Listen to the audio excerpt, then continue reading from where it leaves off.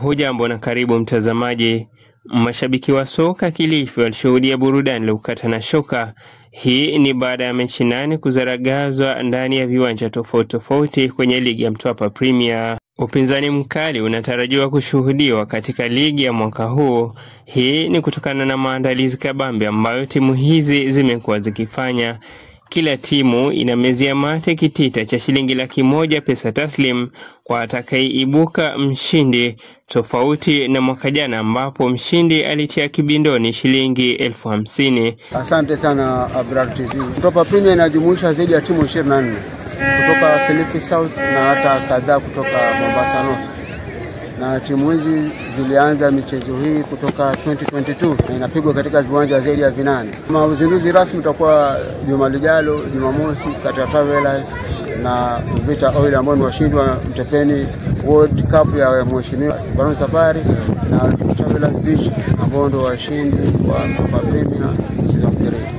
Malengo hasa ya Mtwapa Premier ni kuweka vijana busy, kuweza kunoa talanta zao, kuweza kuziexpose. Hatuna njia ya kuwapeleka mbali, lakini tuna imani kwamba tukiweka michuano hii scouts wanaweza kuja, na cha tatu Mtwapa Premier imeweza kucreate employment. Mmoja wa malejendari pia alikuwa kunalo la kusema. Kwa majina kamili ni Kasim Ndeko. Mimi ni mpenda mpira.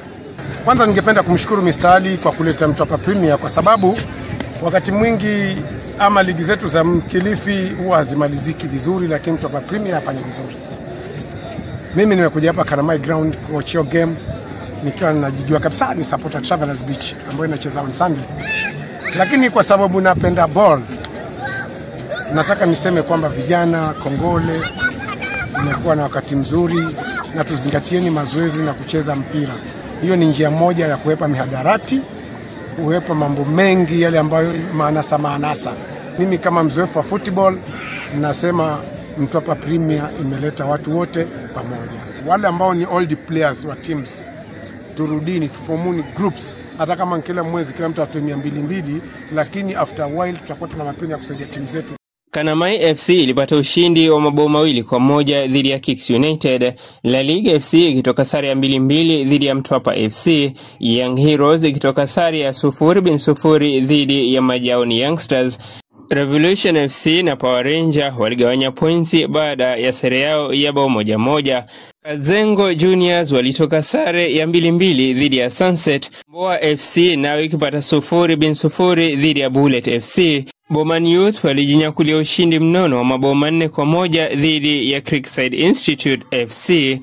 Hadi wakati mwingine tena mtazamaji, jina langu ni Abdalla Brari na hii ni Abrar TV.